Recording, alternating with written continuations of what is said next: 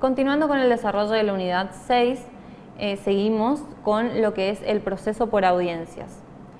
El nuevo Código Procesal Civil y Comercial de nuestra provincia se adecúa a las tendencias que en la actualidad han ganado consenso en materia procesal y en lo referido a las audiencias se han logrado avances que merecen ser destacados. Se implementa, en primer lugar, el proceso mixto por audiencias y se regulan sus diversas etapas. El modelo de un proceso considerablemente escriturario, como el actual, es sustituido por un proceso de audiencias orales en los que se robustecen los principios de oralidad e inmediación. En el proceso por audiencias, sintéticamente, puede dibujarse a través de ciertas notas. En primer lugar, la etapa de postulación, que comprende la demanda, la contestación, la reconvención y las excepciones. El conflicto puede, en cualquier momento que se estime oportuno, pasar a tramitar por los medios alternativos de resolución de conflictos, que son la mediación, la conciliación y el arbitraje. La audiencia preliminar es el soporte dialogar cardinal con el soporte de saneamiento, resguardo de la regla de moral y de buena fe, delimitación de los hechos a probar y pruebas a producirse con la indispensable presencia y dirección del juez y activa intervención de las partes. En la audiencia preliminar, el juez cotejará la regularidad de la demanda, ordenará la rectificación de sus defectos y dispondrá las medidas en tal dirección. En la práctica procesal produce sensibles mejoras y orden de impulso de las etapas siguientes del proceso de una manera más equitativa. Además, produce grandes beneficios a la deflación de las cuestiones respecto de las cuales se producirá la prueba, al igual que la cantidad de las mismas, suscitando la reducción de los tiempos del litigio y de sus demoras. Como se puede notar en esta audiencia, es muy relevante la implementación de la misma debido a que busca la celeridad de los procesos y mediante el hecho de que las partes puedan llegar a un acuerdo previamente a llegar al conflicto judicial. Es por eso que en la etapa preliminar el juez, en este caso, tomará la decisión de cuáles son las pruebas que son más conducentes a la resolución de la contienda en cuestión. La audiencia de vista de causa, en ella se realizan las aclaraciones de los peritos, las declaraciones de parte y testigos y luego se lleva a cabo la producción de los alegatos, en la etapa conclusiva de la audiencia de vista de causa. La regulación de la referida audiencia es fundamental en el proceso de conocimiento, ya que en ella la oralidad obtiene su máxima expresión. Como ya dijimos, en la audiencia de vista de causa se van a producir todas las pruebas que el juez ha decidido que son las más relevantes y que serán las más conducentes para poder llegar a la resolución del conflicto. Supongamos que una parte ha ofrecido prueba, ha ofrecido un gran número de pruebas. Muchas veces esta situación hace que el proceso o llegar a una solución en un determinado juicio se demore mucho. Entonces, en la audiencia preliminar, el juez podrá decidir qué pruebas serán las más relevantes para su producción y, en base a ello, llegar lo más rápido posible a la solución del conflicto, siempre respetando y estudiando y analizando, por supuesto, todas las pruebas ofrecidas por la parte, de manera que el juez pueda tener un exhaustivo conocimiento de todos los hechos y de la verdad de los hechos en realidad, al finalizar la producción de la prueba y en base a ello lograr una sentencia. Pero es en la audiencia de vista de causa en la cual deberán producirse las pruebas, como también la declaración de parte y la declaración de los testigos y todas aquellas aclaraciones de los peritos con respecto a las pruebas que se han producido. Por ejemplo, las pruebas en las que el juez no pueda tener conocimiento, pruebas periciales, por supuesto,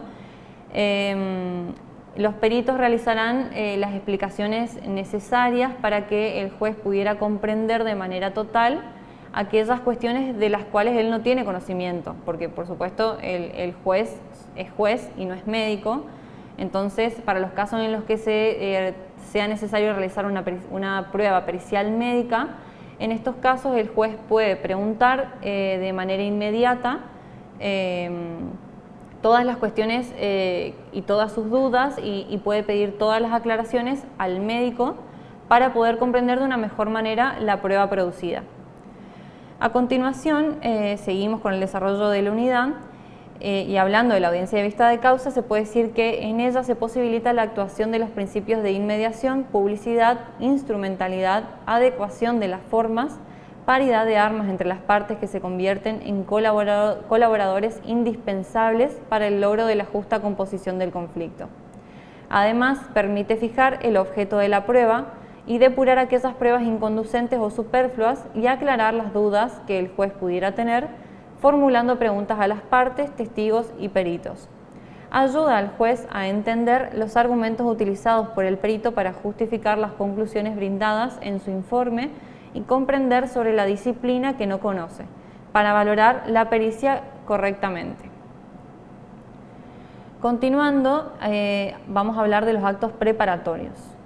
En cuanto al concepto y a las generalidades, podemos decir que los actos preparatorios son medidas susceptibles de diligenciarse con carácter previo a la interposición de la demanda. Pueden ser pedidas tanto por el actor como por el demandado, ya que el Código acuerda este derecho al que pretenda demandar o a quien con fundamento provea que será demandado. Normalmente el proceso comienza con la interposición de la demanda. Sin embargo, en muchos casos, antes de presentar la demanda, es necesario conocer ciertos datos de la contraparte, determinadas circunstancias sin las cuales la cuestión no podrá ser planteada correctamente o cuando sea necesario producir anticipadamente una prueba, si existiera la posibilidad de que más adelante, es decir, al momento de producirse la prueba, ésta no pudiera producirse, siendo que todo ello no podría ser conocido sin la actuación jurisdiccional, es decir, que aquella información no podría ser conocida por la parte que pretende presentar una demanda, deducir una demanda, sin la actuación jurisdiccional. Por estos motivos es que el Código autoriza a realizar, antes de presentar la demanda, estas diligencias preliminares enumeradas en el artículo 328 del Código Procesal de nuestra provincia. Dentro del concepto genérico de diligencias preliminares, quedarán comprendidas dos tipos de medidas, las cuales se diferencian por su naturaleza y su finalidad. Ellas son las medidas preparatorias y las medidas conservatorias o de prueba anticipada. En primer lugar, vamos a desarrollar todo lo relativo a las medidas preparatorias. En cuanto a sus generalidades, podemos decir que tienen por objeto asegurar a las partes la posibilidad de plantear sus alegaciones en forma más precisa y eficaz. Persiguen esencialmente la determinación de la legislación procesal de quienes han de intervenir en el proceso o a la comprobación de ciertas circunstancias cuyo conocimiento es imprescindible o manifiestamente ventajoso desde el punto de vista de la economía procesal para fundar una eventual presentación en juicio. Se encuentran previstas en el artículo 328 del Código Procesal de nuestra provincia. Y en primer lugar podemos desarrollar la primera de ellas, que dice que es la declaración jurada sobre hechos relativos a la personalidad. Es decir, que la parte puede solicitar al futuro demandado que preste declaración jurada sobre hechos relativos a su personalidad, es decir, relacionados con su capacidad y legitimación. Esta situación puede darse en aquellos casos en los que a quien se pretenda demandar sea menor de edad. En segundo lugar, tenemos la exhibición de la cosa mueble que haya de pedirse por acción real, la cual tiene por objeto facilitar el examen de la cosa que se va a reclamar a fin de poder plantear la demanda con mayor precisión y claridad. Para ello es necesario que la acción sea de carácter real y que el peticionante justifique su derecho sobre la cosa. En tercer lugar, tenemos la exhibición de testamento, que procede en los casos de testamento hológrafo o cerrado, no así en los casos en los que el testamento haya sido realizado mediante instrumento público, dado a que en este caso el testamento, debido a que ha sido realizado por instrumento público, puede ser conocido sin necesidad de recurrir ante la justicia. Continuando con la próxima medida, tenemos la exhibición de títulos en caso de evicción. Este es el caso en el que el adquirente sea turbado en el uso y en el goce de su propiedad, el cual podrá defenderse por sí mismo o citar de evicción al enajenante, para que se presente al juicio a defenderlo. En el primer caso, puede exigirle al enajenante que exhiba los títulos o documentos referentes a su dominio sobre la cosa vendida, porque éste, el enajenante, está obligado a suministrarle todo lo que sea necesario para garantizarle el pleno uso y goce de la cosa que le vendió. En el caso contrario, al presentarse al juicio, podrá necesitar para defender su derecho los documentos que entregó al adquirente, en cuyo caso le solicitará que los exhiba. En quinto lugar, tenemos la exhibición de los documentos de la sociedad o comunidad. Los documentos sociales no pertenecen solo al socio que los tenga en su poder, sino a todos los socios o interesados en la sociedad. Es por ello que el socio que los tenga en su poder debe exhibirlos si alguno de los socios o interesados los solicita para hacerlos valer en juicio. En sexto lugar, contamos con la declaración del carácter en virtud del cual ocupa la cosa objeto del juicio. Cuando se vaya a demandar por reivindicación o por desalojo, es necesario saber en virtud de qué carácter el ocupante ocupa la cosa. Por ejemplo, si lo hace como propietario, tenedor o poseedor, entre otras posibilidades. En caso de que haya dudas sobre estas cuestiones, puede pedirse que se exprese en virtud de qué carácter o título tiene o ocupa la cosa. En séptimo lugar, tenemos el nombramiento de tutor o curador. La medida tiene lugar cuando se va a demandar a un incapaz o inhabilitado y éste carece de representante legal. Seguimos con el número 8, que es la constitución del domicilio por el eventual demandado, el cual tiene la finalidad de evitar los inconvenientes, gastos y demoras que se producirían si se tuviese que notificar en el extranjero. En el número 9 contamos con la mensura judicial, que tiene por objeto medir un inmueble, ya sea para comprobar su superficie o para establecer sus límites con exactitud. Continuando, contamos con el reconocimiento de la obligación de rendir cuentas, la cual evitará el juicio de reconocimiento posterior, y el reconocimiento de mercaderías en casos más específicos. Continuando, al hablar de las medidas conservatorias, podemos decir que estas medidas de prueba anticipada tienen por objeto evitar que se pierdan elementos probatorios. Determinadas pruebas se pueden pedir anticipadamente cuando haya motivos justificados para temer que vaya a ser imposible o muy difícil producirlas durante el periodo de prueba. Las pruebas anticipadas pueden ser pedidas por los que sean o vayan a ser parte en un proceso de conocimiento.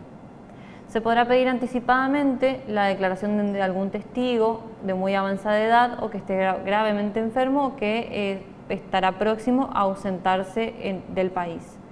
El reconocimiento judicial o dictamen pericial, un pedido de informes, la exhibición, resguardo o secuestro de documentos concernientes al objeto de la pretensión y la declaración de parte tendiente a esclarecer la situación que se someterá a litigio. Continuando con el desarrollo y siguiendo con lo que respecta a la demanda, tenemos varias definiciones, pero la más relevante y por ahí la más completa podrá ser la que ofrece Hossaini, la cual dice que se denomina demanda al acto procesal por el que se ejercita el derecho de peticionar a las autoridades generando la iniciación del proceso judicial. Es decir, que es el primer acto procesal a partir del cual se ejercita el derecho de peticionar ante las autoridades que tiene cada persona, comenzando y generando la iniciación de lo que es un proceso judicial. Relacionando con lo que vimos anteriormente, es decir, en este caso, inicia el proceso de la etapa judicial una vez terminada la etapa previa de mediación. En cuanto a los requisitos y la forma de la demanda, se encuentran contenidos en el artículo 335 del Código Procesal Civil y Comercial de nuestra provincia, considerando demás requisitos que hacen a lo que son los expedientes judiciales, que también están contenidos en el Código. Los requisitos son los siguientes: el nombre, el domicilio del demandante, el número del documento de identidad, el quid o quil y la clave de identificación en los casos en los que corresponda. En segundo lugar, se deberá agregar en la demanda el nombre y el domicilio del demandado. Siguiendo, también se debe explicar que se debe esclarecer y especificar la cosa demandada, designándola con toda exactitud. Y además, los hechos en que se funde explicados claramente. Así también se deberá exponer el derecho que esgrima, los requisitos que establezcan las leyes sustanciales y la petición en términos claros y positivos, fijando concretamente qué es lo que se reclama y qué es lo que peticiona el actor al juez, debido que a ello deberá ajustarse la sentencia. Y esos son los puntos que deberá considerar el juez al momento del dictado de la sentencia. En cuanto a los efectos jurídicos que genera la interposición de la demanda, va a depender si se trata del actor, del demandado o del juez. Y a su vez se pueden dividir en efectos procesales y sustanciales. En cuanto a los efectos procesales, para el actor podemos nombrar alguno de ellos. En primer lugar, hace que el actor exprese qué juez considera competente al momento de la presentación de la demanda. Es decir, que con la presentación de la demanda nosotros estamos considerando e indicando que consideramos que un determinado juez será competente para entender en esta contienda. Así también se determina el objeto del pleito y también el de la sentencia. Como ya dijimos, en la demanda debemos indicar cuál es el objeto en cuestión y sobre qué hechos deberá delimitarse el juez al momento del dictado de la sentencia. Y por último, entre otros efectos, le da derecho a solicitar al juez que se lo tenga por parte en el proceso. Para el demandado, algunos de aquellos efectos serán los siguientes. En primer lugar, le otorga el derecho a exigir que se le corra traslado de la demanda interpuesta en su contra. Es decir, que para poder defenderse el demandado debe ser notificado de la demanda que se ha interpuesto en su contra. A partir de esa notificación tiene la carga procesal de defenderse a través de las excepciones, de la contestación de la demanda o de la reconvención. Y en el caso de que ya haya sido notificado de la demanda, podrá oponerse a su transformación. Y algunos de los efectos para el juez serán los siguientes. Podrá rechazar de oficio la demanda si considera que no se ajusta a las reglas y requisitos establecidos. Podrá también, si de la demanda no resulta claro, que aclare el actor si considera que ese juez será competente y que aclare respecto a esa cuestión. Y además debe darle traslado de la demanda al demandado para que comparezca y la conteste dentro del plazo correspondiente. En cuanto a los efectos sustanciales, podemos nombrar algunos de ellos, que en primer lugar hacemos referencia a que interrumpe el curso de la prescripción, aunque la demanda sea presentada ante juez incompetente o sea nula por defecto de forma, o el demandado no haya tenido capacidad legal para presentarse en juicio.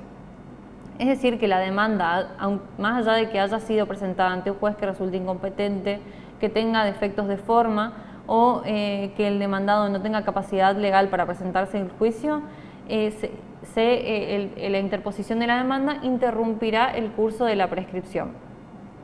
Otro de los efectos sustanciales consiste en que si la obligación es alternativa y la elección corresponde al acreedor, la presentación de la demanda producirá el efecto de individualizar la cosa. Y por último, impide la extinción de ciertos derechos. Por ejemplo, la acción por indemnización de las consecuencias no patrimoniales pasa a los sucesores universales si el damnificado la hubiera interpuesto. El traslado de la demanda y la citación del demandado puede hacerse de varias formas, dependiendo de la situación específica de que se trate. Está específicamente regulada todo el procedimiento en el artículo 340 del Código Procesal Civil de la provincia del Chaco y establece dentro de algunos principios que dentro de los 5 días de recibida la demanda se correrá traslado al demandado, a quien se emplazará para que la conteste en el plazo de 10 días haciéndole saber que en caso de no hacerlo se tendrá por reconocidos los hechos pertinentes expuestos en ella, salvo prueba en contrario. También este artículo hace referencia a los casos en los que el demandado se domiciliare fuera de la jurisdicción del tribunal, ampliándose dependiendo de dicha distancia el plazo, considerándose un día por cada 200 kilómetros o fracción no menor a 100 kilómetros. Continuando con las diferentes formas de citación del demandado, hay que reconocer que se le podrá citar, dependiendo de si el demandado está domiciliado o si reside en la jurisdicción del juzgado. Este procedimiento, al igual que los próximos que veremos, se encuentra regulado en lo que es el Código Procesal Civil de nuestra provincia, como dijimos, desde el artículo 341 al 344 de nuestro Código. También el Código contempla la situación en la que el demandado se encuentre residiendo o esté domiciliado fuera de la jurisdicción del juzgado, y por último, para el caso en el cual se ignore el nombre, el domicilio o la residencia del demandado.